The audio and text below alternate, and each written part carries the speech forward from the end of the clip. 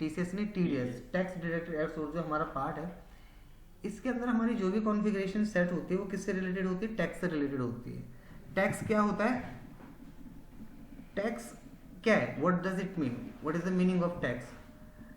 Tax is the main source of government of India income. It is a compulsory payment paying by the SSC to the government of India in a particular slab rate and in a particular period. एक income का main source है government के पास tax. कहाँ से आता है government के पास पैसा? सबसे ज़्यादा टैक्स से ही आता है, लोन से आता है. हम लोगों ने लोन ले रखे हैं गवर्नमेंट से, लोगों ने बड़े बड़े लोन ले रखे हैं, बड़े बड़े जो अमीर लोग हैं उन्होंने बड़े बड़े लोन ले रखे हैं, उस पर टैक्स देते हैं उनको, मतलब क्या देते हैं? इंटरेस्ट देते हैं, तो उससे पैसा जाता है. तो लोन हो गया, इंटरेस्ट हो गया जिसको बोलेंगे, चाहे आपके टैक्स हो गए, GST से बहुत पैसा जाता है, TDS से बहुत पैसा जाता है. तो TDS एक टैक्स है गवर्नमेंट ऑफ इंडिया को जो हम पे करेंगे. लेकिन करता कैसे? एग्जांपल के तौर पे, जैसे मेरा नाम है राहुल, एक राहुल है कोई, और वो एप्टॉन में पढ़ाता है. तो जो राहुल है वो एप्टॉन को क्या प्रोवाइड कर रहा है? सर्विस. क्या प्रोवाइड कर रहा है? सर्विस. और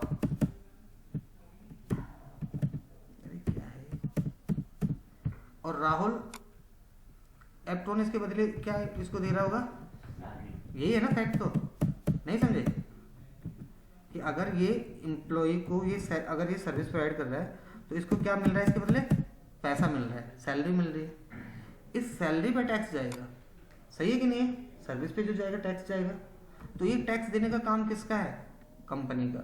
यानी कि इस कंपनी की दो रिस्पॉन्सिबिलिटी, जो एप्टॉन है इसकी दो रिस्पॉन्सिबिलिटी है. एक क्या रिस्पॉन्सिबिलिटी है? पहली रिस्पॉन्सिबिलिटी है कि एम्प्लॉय को, जो उसका एम्प्लॉय है, और दूसरी है गवर्नमेंट. किसकी है? गवर्नमेंट की. इसकी दो रिस्पॉन्सिबिलिटी होती है. एक हो गया गवर्नमेंट की रिस्पॉन्सिबिलिटी और एक हो गया किसकी? एम्प्लॉय की रिस्पॉन्सिबिलिटी. गवर्नमेंट की रिस्पॉन्सिबिलिटी में क्या आता है? गवर्नमेंट की रिस्पॉन्सिबिलिटी में आता है, एम्प्लॉय की रिस्पॉन्सिबिलिटी में आता है सैलरी. एम्प्लॉय को तो क्या देगी?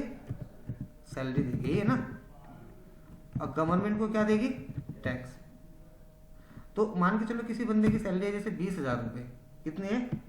लेट सपोज, एग्जांपल दे रहा हूँ, वैसे तो स्लैब रेट में ही नहीं आएगा, बट एग्जांपल के तौर पे 20,000 रुपये सैलरी है, तो 19,500 एम्प्लॉय को ले ही जाएंगे और 500 रुपये उसका किसको जाएगा? गवर्नमेंट को टैक्स. एक सिंपल सा एग्जाम्पल दिया.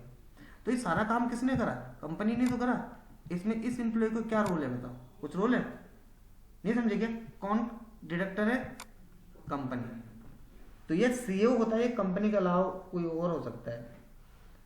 सो now there are 7 type of SSC in income tax accounting: individual, firm, HUF, Hindu undivided family, AOI, BOI, association of person, body of individual, local authority. Company तो बोले थी. तो ये पूरे के पूरे 7 SSC होते हैं. लेकिन जो जनरली हम SAP के अंदर बात करते हैं दो की करते हैं, CO और OT. CO means company, OT means other than company. तो जनरली टैक्स कंपनी काटेगी किसी का भी. आप इतने सारे लोग हैं कंपनी में तो काम कर रहे हैं, भाई बंदे ने अपने लिए कंपनी में अकाउंटेंट रखे हुए हैं ना. आप समझो जैसे आपके मम्मी पापा कहीं जॉब करते हैं और उनको पैसा मिलता है तो उस पर टैक्स कट के गवर्नमेंट को चले जाता है, उनके तो अकाउंट में आया भी नहीं वो पैसा. कंपनी ने दोनों अलग अलग बना दिया, उसमें से इतना इनके टैक्स में और इतना इनके सैलरी में. ऐसे नहीं कि पहले पैसा बैंक में आया फिर कटा, ऐसा कुछ नहीं है. आया ही नहीं, वो डायरेक्टली वहीं चले गया. क्लियर है? किस पे करता है TDS? Rent, salary, commission, insurance, brokerage. ठीक है, ये सारी की सारी चीजें इस पे करता है. क्लियर है? कमीशन, इंश्योरेंस, रेंट, लॉटरी, जो भी सारी सर्विसेज हैं, डिविडेंड पे हो गया, इंटरेस्ट पे हो गया, और किस पे हो गया? प्रोफेशनल सर्विस हो गई कोई. तो कैसे काटेंगे, कैसे सेलेक्ट करेंगे, कैसे डिफाइन करेंगे, उसके बारे में आपको डिटेल्स में बता रहा हूँ. ठीक है, तो जो हमारा पहला आज का टॉपिक है उसका नाम है TDS. What does it mean? Tax deducted at source. तो सबसे पहले SPRO में जाएंगे, सेल्फ रेफरेंस ING में जाएंगे. यहीं पे एक कोड होगा जिसका नाम होगा फाइनेंशियल अकाउंटिंग. क्या होगा? Financial accounting. उसके बाद होगा फाइनेंशियल अकाउंटिंग ग्लोबल सेटिंग. यहीं पे लिखा होगा withholding tax, extend withholding tax, basic setting, check withholding tax country. ये रहा पहला चीज है, ये वाला option. Check withholding tax country, आपको आपके सर्वर पे टैक्स कंट्री को चेक करना है कि क्या आपने अपने सर्वर पर टैक्स कंट्री बना रखी है कि नहीं बना रखी है। टैक्स कंट्री क्या होती है, जिस कंट्री में हम काम करते हैं। तो check withholding tax country पे यहाँ पे क्लिक करो, पोजीशन पे जाओ, हमारी कंट्री किस नाम से है, IN इंडिया के नाम से। अगर ये क्रिएटेड है तो वेल एंड गुड, नहीं क्रिएटेड होती तो यहाँ पे न्यू एंट्री करके ऐसे बनाना होता, बट ऑलरेडी क्रिएटेड है तो ये बनेगा नहीं। देखो ऑलरेडी एग्जिट आ जाएगा, नीचे दिख रहा है क्योंकि ये बना हुआ है। तो अगर आप अपने सर्वर पे कभी भी इस नाम से क्रिएट करना चाहते हो तो ये सब बने हुए होंगे, बट इसको चेक करते हैं हम, फिर भी क्या करते हैं, चेक कि क्रिएटेड है कि नहीं है। निशांत यहाँ तक क्लियर है, एल्विन तुम्हारा नाम क्या है, अवनीश यहाँ तक क्लियर है, वाशु क्लियर है यहाँ तक। चलो अब आगे बढ़ते हैं। उसके बाद दूसरा टॉपिक होगा हमारा डिफाइन विद होल्डिंग टैक्स की। टैक्स की क्या होती है, टैक्स की का मतलब होता है सेक्शन 194G, 92, 93, समझ रहे हो ना, रेंट कमीशन प्रोफेशनल इनके लिए। तो वो यहाँ से पता चलेगा। देखो ये जो टॉपिक पढ़ रहे हो सारे बने हुए होते हैं सर्विस कंपनी के अंदर, बट पता होना चाहिए आपको। यहीं पे दूसरा जो हमारा काम है वो होगा डिफाइन विद होल्डिंग टैक्स की। तो यहाँ पे डिफाइन विद होल्डिंग टैक्स की पे क्लिक करो, कंट्री में डालो IN इंडिया, दिख रहा है। इसके अंदर आप अपने कोई भी सेलेक्ट कर लो विद होल्डिंग टैक्स, जो भी है सारे बने होंगे। देखो दिख रहे हैं सारे section, rent commission, purchase on commission, देखो सारे सर्विसेज बनी है। तुम कुछ भी बनाओ सब यहाँ पे क्रिएटेड हो। जैसे मैंने डाल दिया न्यू एंट्री से, अगर बनाना हो न्यू एंट्री से बना दो। मैंने बना दिया 194J, मैंने लिख दिया।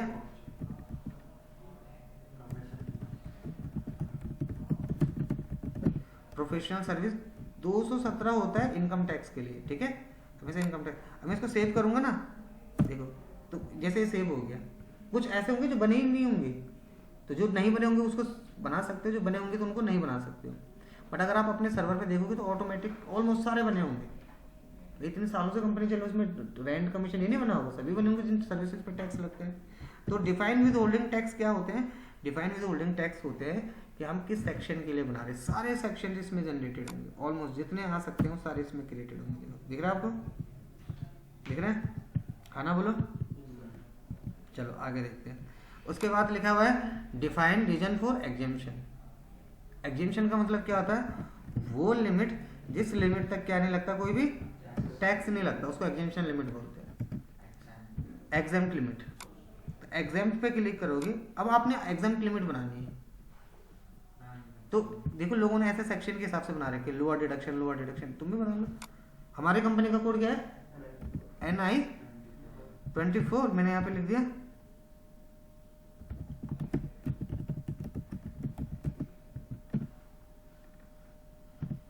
ठीक है, सेव कर दिया।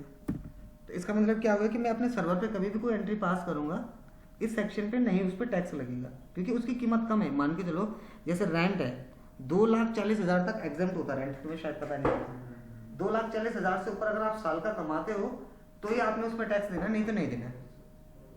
तो वो लिमिट मैं यहाँ पे सेट कर दे रहा हूँ, क्लियर है। तो इसको बोलते हैं एग्जेम्प्ट लिमिट। क्या बोलते हैं, एग्जेम्प्ट लिमिट। समझ में आ गया। नेक्स्ट टॉपिक जो है इसके अंदर उसको बोलते हैं चेक रिसिपिएंट टाइप्स। क्या होते हैं चेक रिसिपिएंट टाइप्स, क्या होते हैं, कलेक्टर, जो टैक्स कलेक्ट करेंगे गवर्नमेंट को देंगे। वो दो ही हो सकते हैं, क्या हो सकते हैं, या वो इंडिविजुअल होगा या अदर देन होगा। यानी कि इन शॉर्ट बोलूं कि सीओ होगा, सीओ मतलब क्या होगा, या क्या होगा, अदर देन कंपनी। दो ही हो सकते हैं, कंपनी टैक्स काटेगी, कंपनी के अलावा कोई टैक्स काटेगा, और कोई नहीं काट सकता। क्लियर है यहाँ तक। एंटर मार के सेव कर लेना है ऐसे। तो इसको बोलते हैं सेक्शन। ये ज्यादातर ये बने होते हैं, कमीशन, कंपनी, यही बना रखा है लोगों ने, दिख रहा है। रिसिपिएंट टाइप समझ में आ गया। चलो अब आगे पढ़ते हैं। चेक रिसिपिएंट टाइप के बाद जो हमारा होता है उसको बोलते हैं डिफाइन बिजनेस प्लेसेस। क्या होता है डिफाइन बिजनेस, बिजनेस प्लेसेस के लिए आपको इंडिया में जाना है, यहाँ पे लिखा होगा डिफाइन बिजनेस प्लेसेस, इस पे क्लिक कर लो। बिजनेस प्लेसेस अपने यहाँ पे डालो। बिजनेस प्लेस क्या हो सकते हैं, दिल्ली, मुंबई, जयपुर, पटना, सारे बिजनेस प्लेसेस ही तो है। कैसे डिफाइन करेंगे, SAP पे आ जाएंगे, बिजनेस प्लेस, यानी कि अगर मेरी कंपनी एप्ट्रॉन नोएडा में है तो इसका बिजनेस प्लेस क्या हो गया, नोएडा। कंपनी का कोड क्या है, NI24, ये हो गया, न्यू एंट्री करो। बिजनेस प्लेस किस नाम से डाल दिया मैंने, NI24, यहाँ पे लिख दिया मैंने, ऐसे लिख दिया दिल्ली बिजनेस प्लेस, हो गया। अब इसका एड्रेस उड्रेस डालो,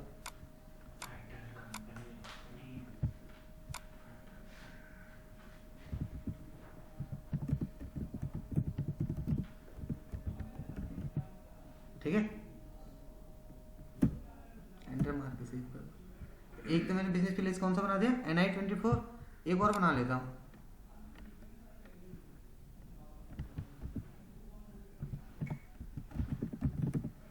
किसके लिए, कोई कुछ बोल ही नहीं रहा है,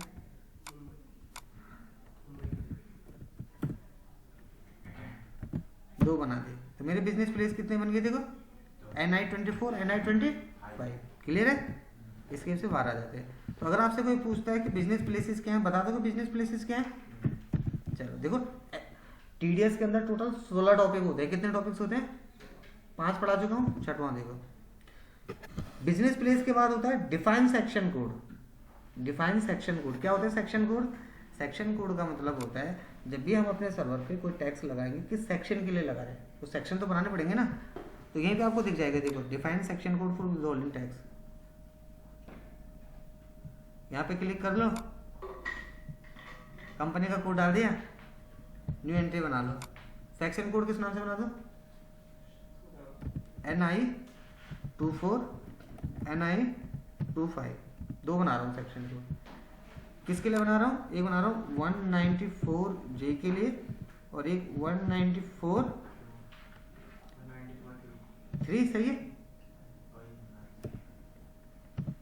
तो बिजनेस प्लेस कौन सा बने थे इसके, NI24, ये तो बनाया था, और एक NI25, दो हो गए। तो ये हमारे सेक्शन कोड हो गए, ये हमारे बिजनेस प्लेस हो गए। इनको यहाँ से क्या कर देंगे, सेव कर देंगे। अब यहाँ पर टाइटल डाला, कंपनी का नाम डालो, यहाँ पे बन गया। एक और डालो,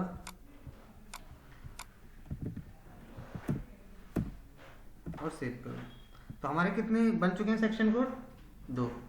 एक बिजनेस प्लेस, एक हो गया ये, एक हो गया ये। यहाँ तक कोई प्रॉब्लम है, चलो अब आगे काम करते। तो हमने अपने सेक्शन कोड भी डिफाइन कर दिए। अब हमारा 7वां टॉपिक, और बहुत ज़्यादा इंपॉर्टेंट टॉपिक। SAP के अंदर TDS जो करता है वो 2 चीज़ों पे करता है, कि वो इनवॉइस पे करेगा या वो पेमेंट पे करेगा, सही है। 2 ही तो चीज़ें होती है, इनवॉइस पे TDS करेगा या पेमेंट पे करेगा। इसका प्रोसेस क्या होता है, यहीं पे आपको ना कैलकुलेशन नाम का एक वर्ड दिखाई देगा, दिख रहा है कैलकुलेशन। टैक्स टाइप पे जाना है, पहला 2 इनवॉइसिंग बनती है। एक आपका जो बनेगा किस पे कटेगा बोलो, और दूसरा किस पे कटेगा, तो जो भी आपको सुटेबल लगे उस पर लगा दो, सही है।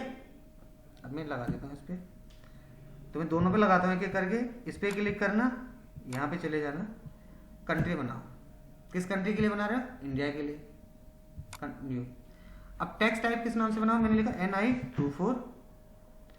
NI से ना 2 ही डिजिट का बन सकता है, ठीक है। तो NI बना दिया मैंने, यहाँ पे लिख दिया मैंने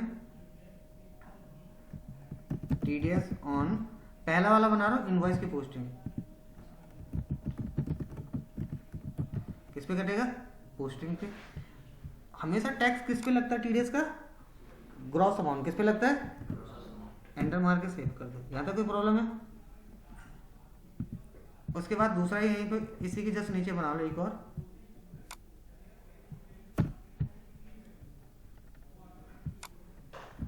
NI की जगह डाल दो NO,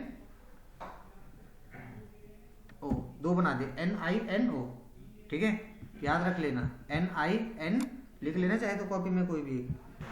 यहाँ पे मैंने लिख दिया TDS ऑन इनवॉइस की पेमेंट पे, ग्रॉस अमाउंट पे लगता है। किस पे लगता है, ग्रॉस अमाउंट पे तो लगेगा टैक्स। एंटर मार के सेव करो। NO नाम से तो ऑलरेडी बना हुआ है, कुछ और नाम बनाओ, NP। तो मेरे दो टैक्स कोड है, एक है NI और एक है NP। यहाँ पे लिख भी दे रहा हूँ।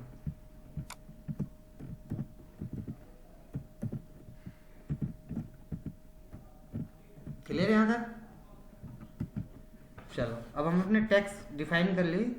अब हमने अपने टैक्स कोड डिफाइन करने, क्या बनाने? Tax code. जैसे TDS में नहीं बनाए, GST में नहीं बनाते टैक्स कोड, 5% 12% बनाए थे, ऐसे इसमें टैक्स कोड डिफाइन होंगे। तो टैक्स कोड जैसे इसी के नीचे होंगे, define with holding tax code, ये टैक्स कोड। अब आपको अपने सर पर टैक्स कोड बनाने पड़ेंगे। टैक्स कोड जो बनते हैं ना, वो रेट के हिसाब से बनेंगे, यानी किस सर्विस पे कितना टैक्स लगेगा। कैसे लगेगा देखो, यहीं पे देखो, टैक्स कोड बना देता हूँ प्रॉपर।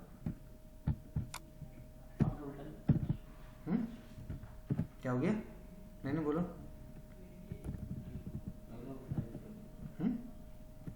इनवॉइस का NP था ना, NI NP दो तो बना दी, सही बनाया हमने। अब यहाँ पे गए, विद होल्डिंग टैक्स कोड पे क्लिक करा।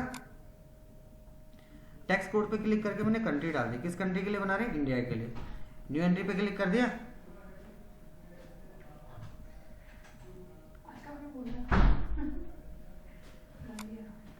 टैक्स टाइप, तो टैक्स टाइप मैंने डाल दिया NI, ये ना। टैक्स कोड क्या बना रहा हूँ? इसका NI के नाम से ही बना रहा हूँ, ठीक है।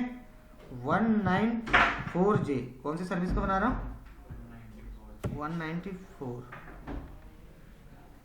ये प्रोफेशनल आ रहा है, दिख रहा है? यहाँ पे लिख दो TDS ऑन प्रोफेशनल फीस। कितना % टैक्स लगेगा? 10%। अब देखो 10% कैसे लगेगा? 100%, जो अमाउंट है उसके 100% पे कितना % टैक्स लगेगा? 10%। समझो, अगर आप लॉटरी जीत गए, जैसे 5 करोड़ रुपए की, सुशील कुमार नहीं जीते भाई, वहां का था ना, बिहार का बंदा, तो वो टोटल, तो उसके टोटल अमाउंट पे 10% टैक्स लग रहा है। वो तो 30% लगता है उस पर लॉटरी पे, पर यहाँ पे पोस्टिंग इंडिकेटर ऑलवेज 1, एंटर मार के सेव कर देना। अब जब आप 1 डालो, देखो ये कन्वर्ट हो गया, किसमें? 0 लग गया। तो डॉट का मतलब क्या होता है? इसके बाद की वैल्यू नहीं जानी जाती ना, इससे पहले की जानी जाती है। 100 दिख रहा है? क्लियर है यहाँ तक? अब आगे देखो, एक और यहाँ पे न्यू एंट्री करके आपने बनाना है। एक बन गया NP के लिए, टैक्स टाइप बनाया था ना मैंने NP, तो टैक्स कोड में भी डाल दिया NP। यहाँ पे सेक्शन डाल दो TDS ऑन प्रोफेशनल सेक्स, यही होगा 10%, यानी कि 100 पे कितना टैक्स लगेगा? 10%। तो एक देखो, जो हमने टैक्स टाइप बनाए थे ना दो, NP NI, तो मैंने दोनों NP को NP के साथ असाइन कर दिया, यानी कि टैक्स टाइप को टैक्स कोड के साथ असाइन कर रहे हैं। बेसिकली टैक्स टाइप को टैक्स कोड के साइन कर रहे हैं। यहाँ पे लिखा भी है, देखो, तो ये रहा हमारा टैक्स टाइप। ये जो बनाए थे, ये टैक्स टाइप थे दोनों के दोनों, ये टैक्स कोड हो गए जब भी बनाया अभी हमने। इन दोनों को एक दूसरे के साथ क्या कर दिया, बोलो? असाइन कर दिया। अब इसके बाद हमारा जो नेक्स्ट टॉपिक है तो वो हो जाएगा रिसिपिएंट टाइप के साथ। जो हमारे रिसिपिएंट बने थे ना, कौन से बनाए थे हमने? कंपनी अदर देन कंपनी, उनके साथ अपने टैक्स टाइप को असाइन करना है। समझ गए? यानी कि असाइन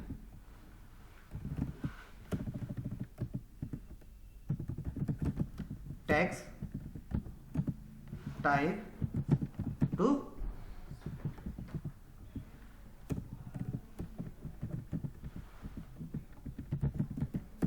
सही है?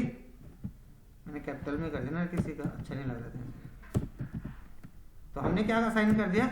असाइन कर दिया अपने टैक्स टाइप को अपने रिसिपिएंट टाइप के साथ। और उसका प्रोसेस क्या है? ये प्रोसेस है, देखो कैसे असाइन करेंगे, फिर से दिखा देता हूँ। यहाँ पे आप यहीं पे आप देखना हो जाएगी, चेक रिसिपिएंट टाइप पे दिख रहा ना, यहाँ पे कंट्री डाल देना इंडिया, न्यू एंट्री पे क्लिक करना। अब यहाँ पे पहले टैक्स टाइप डालो, तो टैक्स का टाइप क्या है? NI, ये तो है NI। यार क्या चल रहा है? तो CEO कंपनी के साथ एक और NI आ जाएगा, किसके लिए? OT, यानी कि अदर देन के लिए। एक आएगा NP CEO के साथ, यानी कि कंपनी के साथ असाइन करेंगे। और एक आएगा NP अगेन OT के लिए, अदर देन कंपनी। समझ गए? एंटर मार के सेव कर दो। तो तो हमने क्या असाइन कर दिया, अपने कंपनी के टेक्स्ट टाइप को कंपनी के कोड के साथ असाइन कर दिया कंप्लीट। तो हमने आज टोटल 10 टॉपिक कंप्लीट कर लिए, टोटल 16 टॉपिक्स हैं इसके अंदर। कितने? तो आई थिंक इतना काफ़ी होगा, या और बता दो? क्या ही फायदा ना, ऐसा ना हो कि फिर पढ़ते तो इतना लिया आया कुछ नहीं है, कईयों ने GST नहीं करा, कईयों ने यही नहीं करा, आगे आगे चल रहे, है ना। लॉजिकली चलना सही है, बाकी थोड़ा सा टाइम देना पड़ेगा। TDS थोड़ा सा बड़ा टॉपिक है, इसलिए इसको थोड़ा सा अच्छे से पढ़ो। हाँ, अभी 16 टॉपिक है, इसमें 10 ही तो हैं, ये छोटे थे। हाँ, तो अब इतना ही, जितना पढ़ लिए इतना ही बढ़े, इससे ज़्यादा ही होगा वो, क्योंकि इसमें अब GL बनेंगे, टैक्स कोड जनरेट होंगे, इनवॉइसिंग बनेगी, वेंडर नहीं बनेंगे, वेंडर के कोड बनेंगे, वेंडर के साथ असाइन करना पड़ेगा, क्या पता है, परमानेंट अकाउंट नंबर, और काफ़ी थोड़ा सा लंबा प्रोसेस हो जाता है। बट ये है कि बहुत यूजफुल टॉपिक है, एक बार ऑनलाइन से पूछ लो उनको कैसे लगा। हेलो ऑनलाइन वालों को, आज का क्लास कैसा लगा? सही था सर। साक्षी, आपकी प्रैक्टिस कैसी चल रही है? सही चल रही है सर, वो रखा है साथ में GST का। आकाश, पूजा, आपकी प्रैक्टिस कैसी चल रही है? ठीक चल रही है।